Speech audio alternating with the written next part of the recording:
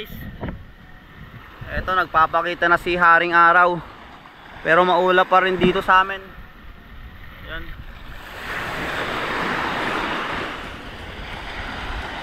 Habagat pa rin. Dito medyo kalma kasi may pier. Kaya doon ulit tayo pupunta. Sa favorite spot natin.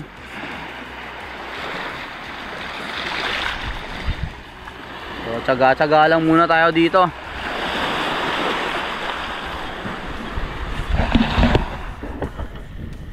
Sa mga bago pa lang sa channel ko, mag-subscribe kayo para lagi kayong updated sa mga ganitong video na ilalabas ko. Maraming salamat po.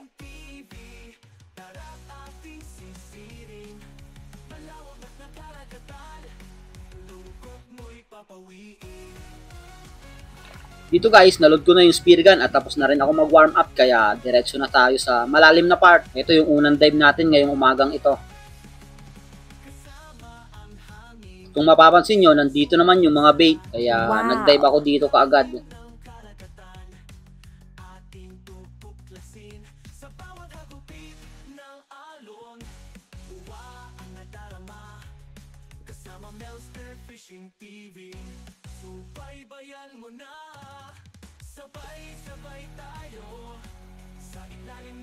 Hindi pa nga tayo nakakapwesto dito guys. Kung makikita nyo yan yung mga daming isda, mga ilak yan, drummer fish. Kaya lang, ang drummer fish dito sa amin is walang price.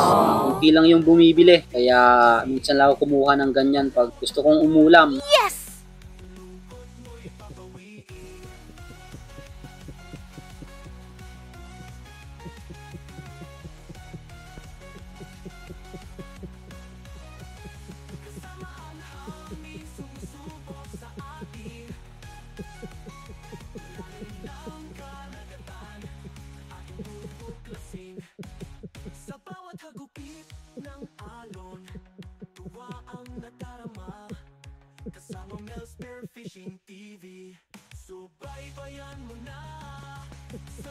Ayaw lumapit ng mga ila kaya angat muna tayo.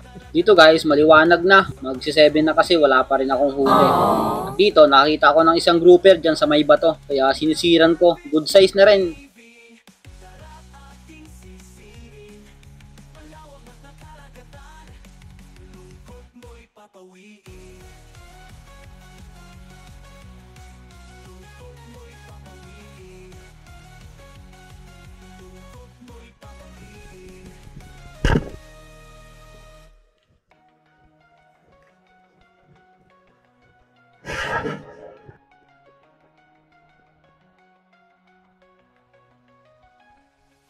Sa ilalim ng dagat, malalim na pumapadyak, sinalubong ang alon, dagok ng buhay at tadyak. Pipit ang pangarap, sa puso ay may palata, dito sa Mel Spearfishing TV. Akala ko itong grouper maliit lang, yun pala malaki. Sa 2 kilo na rin. Kaya ito yung naging unang isda natin ngayong umagang ito. Wow!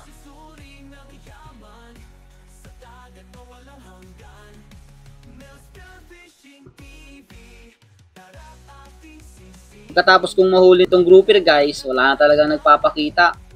Kaya bumalik ako dito sa nakitaan ko kanina ng mga ilak. Baka sakali makahuli tayo ng isa pang ulam na rin.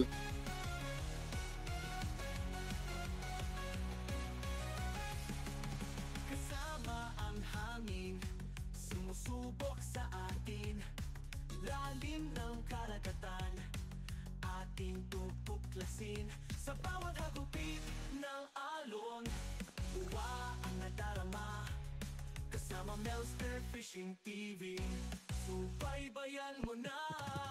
Makalipas ang ilang segundo dito guys, may nakita akong 2 mamsa dyan sa likuran ng mga ilak. Kaya lang ang layo, kaya umurong ako ng konti para mapansin at ginalaw ang pana ko.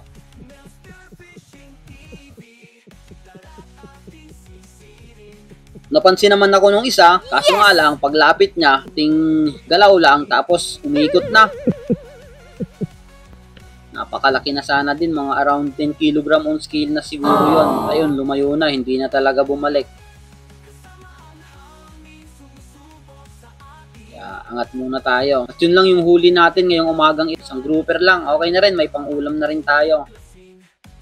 Sa bawat hagupit ng alon, tuwa ang nadarama. Pagdating ng hapon guys, biglang kumalma yung habagat. Kaya dadayo ulit ako sa isang barangay dito sa Banton na paborito ko rin na spot na kung saan marami din tayong nahuhuli doon. Shoutout nga pala kay Johnny Famini, Boyet Villacorte, Maliksi Family, Bea Lopez, Infinite Outdoor Quest, Nexon Itson, Rafi Bantilan, Danilo Celio, Borax TV, Glemar Digorio, Jason Mura, Marlon Hamisola, Wenzel, Marvin Devara, Bellamor Family, Aldrin Castrens, Aldrins Encio, Romel Navarret, Vitoy Villabito, Rod Brian Moreno, Sean Bancel, Corpy PH, Anthony Tuason, Pulito Cuesta, Carlo Tampi, Danilo Adalem, Chad Prince Adalem, Ritzy Bislik, Kapana TV, Den Fast, Venus Mutya, Nathaniel Cervantes, Kayadong Family, Rosana Villahermosa, Rini Midrona, Sol Infinado, Rosinel Delfino Ferrater, Jelen Vinagen, Danilo Hernando, Abjol Jacul, Norberto Fulas, Hazel Guapa Apali, Romel Juarez, Vanessa Tarapi, Jace Bars, Arnel Fabol, Carmila Saludar, Joel Saludis, Milagrosa Dios, Nabil Jakatanungan, J&R Adventure, Level Up, LV Anti-Vlog Adventure, James Arvin Bakat, Vladimir Kutalan, Johnny Heisten, Tolets Adventure, Alan Tingala, Melbert Recopilacion, Noriel Ranigo, Tupix TV Official, Dennis De La Cruz, Boots Kusampong at Agustin Elisis, Pancho Pantino, Piti Sada, Mark John Belete, Romil Cuaras, Katropa Anglers, Alberto Pantino, Jeffor Vinagen. Maraming salamat po sa inyong lahat. So dito pa rin tayo sa naulihan dati natin ng grouper. Wow. At yung hindi nahuli yung isa. May mga nang mimingwit dito. Mga may edad na. So yun sila. Ang tawag nyan sa amin is nagtatapil. Meron din doon.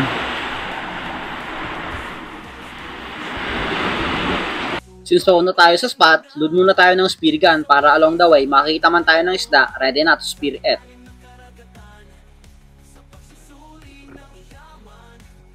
Spear gun loaded. Let's go. Pagkatapos kong mag-warm up guys, dive agad ako. Pero dito lang ako nag-dive sa mababaw. Gawang malabo ngayon ang dagat. Since pagkalma pa lang dito sa spot na to, kaya dito lang muna ako sa mababaw nag-dive. So tingin-tingin muna tayo dito kung ano makikita natin.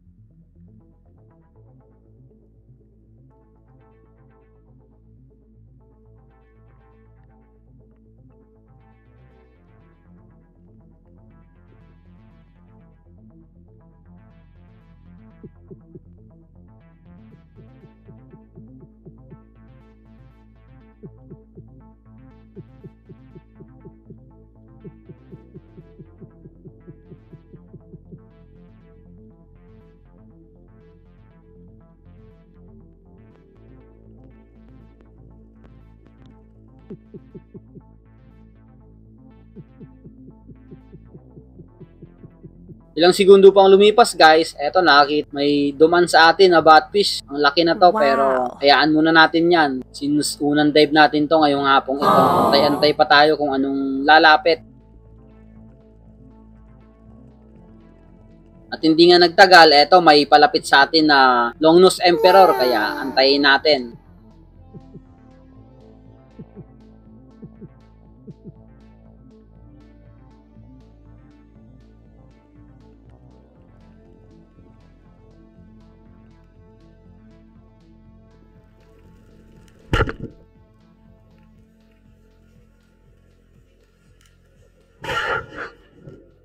Buti na lang, napaka-curious na emperor. Lumapit talaga sa akin, kaya nagandahan ko ng tama itong isdang ito.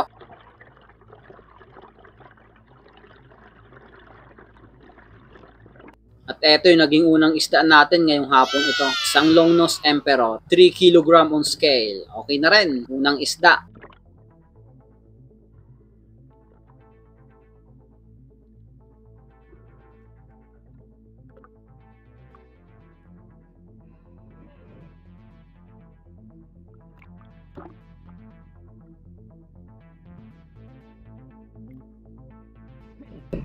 Unang isda natin, longnose emperor. Mga nasa 4 na kilo na rin to. Oh, thank you Lord. Another dive tayo dito guys. Dito guys, palipat-lipat ako ng pwesto since nandito lang ako nagda-dive sa mababaw. Kaya pagkapana ko nung Lonos Emperor, nawala na yung mga isda doon sa napanaan ko. Kaya lumipat ako ng pwesto.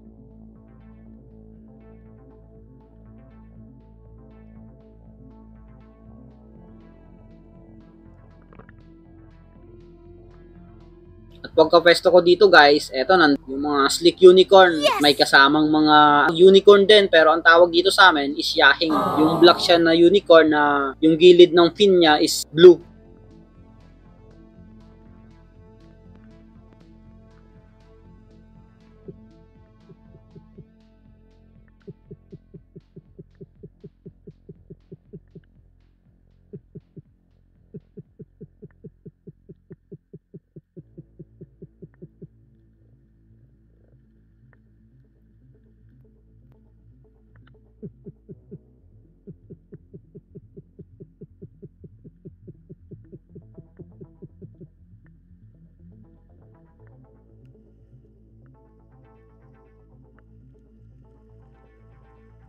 Ilang segundo pang lumipas guys, eto may palapit sa atin na dalawang unicorn. Kaya antayin ulit natin kung lalapit talaga to.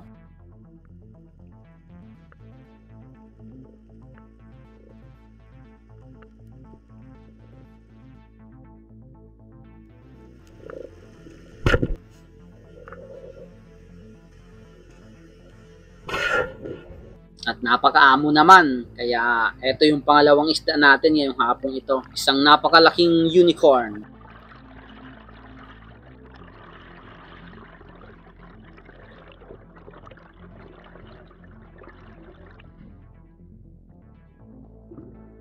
Etong unicorn na to is isa rin sa napakasarap na inihaw. Ito yung sinasabi nila na ito yung original na unicorn. Yung iba, local na. 2 kg on scale. Okay na rin.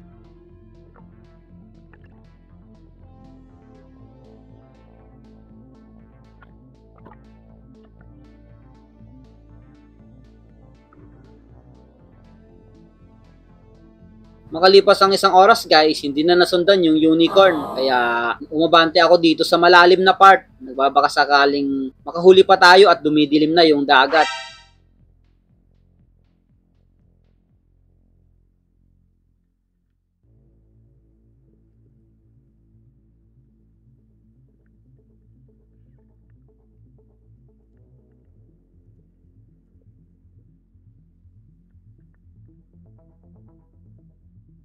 Pagkapwesto ko dito guys, may nakita akong isang emperor ulit. Pero good size na rin. Pero abang-abang muna tayo kung anong lalapit.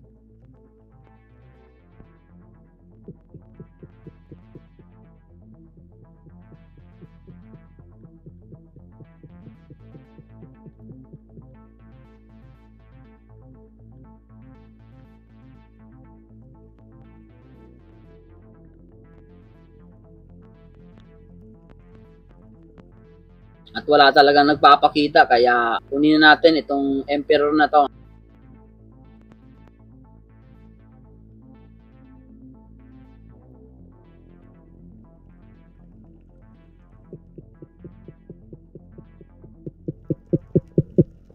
Ayun na, tinamaan naman natin. Kaso nga lang, sinabit pa yung shop ko sa bato. Kaya hindi ko agad nahatak.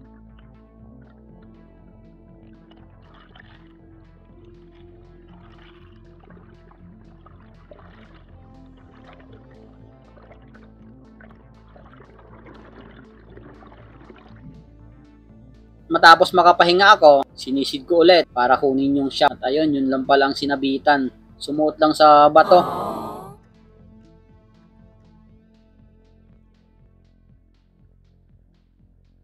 At eto yung naging pangatlong isda natin ngayong hapong ito. Isang cute na emperor. Dito sa dive na to guys, halos madilim na talaga yung ilalim. Pero nagbabaka sakali pa rin tayong madagdagan pa yung huli natin. Kaya eto na yung last dive ngayong hapong ito.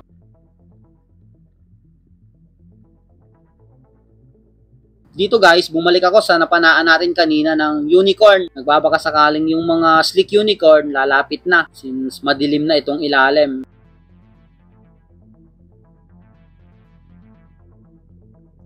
Hindi pa nga ako nakakatagal ng pwesto dito, may lumapit kaagad na bluefin. Kaso nga lang, sa likod niya, maraming longnose emperor na palapit. Kaya hindi ko muna tinira itong bluefin na to. Paikot-ikot lang talaga sa akin.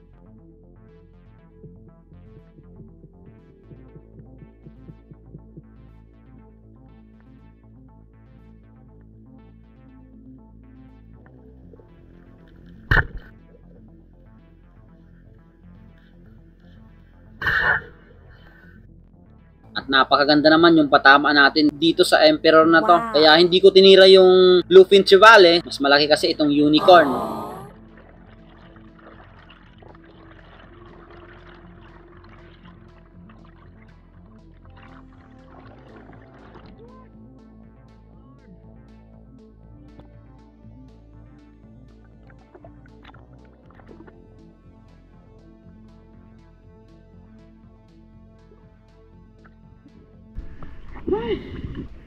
Kahit madilim na, nakaisa pa tayo. 5:32 na. Gusto na rin. At eto guys, yung last na isda natin ngayong hapong ito. Pagkatapos din na ito, bumalik na rin ako sa pangpang at madilim na talaga yung ilalim pagkatapos kong ma-secured itong Longnose Emperor. 1.6 kg on scale. Ayos na rin. So yun guys, umahon na ako. 5:57 na, mag-aalas 6 na. Sayang yung isang bluefin. Hindi natin na ang baba ng daan, hindi ko kagad napansin. Pero ako na yung mahuli natin. Ito malaki yung una, Longnose Emperor, Unicorn. So itong maliit, itong ulam. Goods na rin. So yun guys, nararating lang natin dito sa bahay. Yung mga huli. Dalawang Emperor. Pagkarakuli. Tatlo. Ito yung isa. Pagkarakuling ko. Pangkulang. Narikin na. Oh my. So timbangin natin.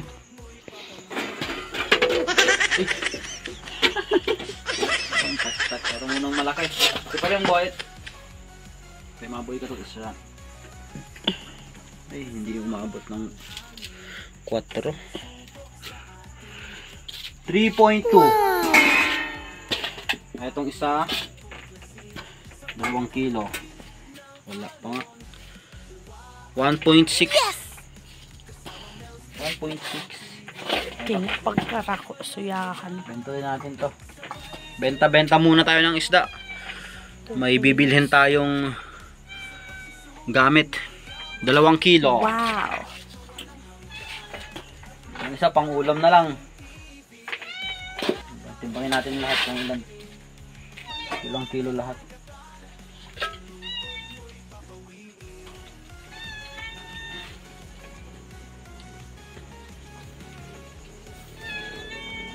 Uy, pachete. 6.8.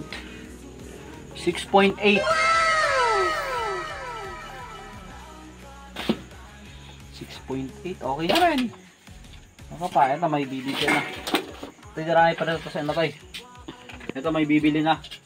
Itong dalawa na lang yung aanhin natin. Bibenta. Yun guys. May bibili na itong dalawa. Yung isa na kanina nabili na. Ang kapitbahay namin dito lang. Ito, hatid ko na lang to ngayon. Itong dalawa. Isa lang yung bibili. Alright.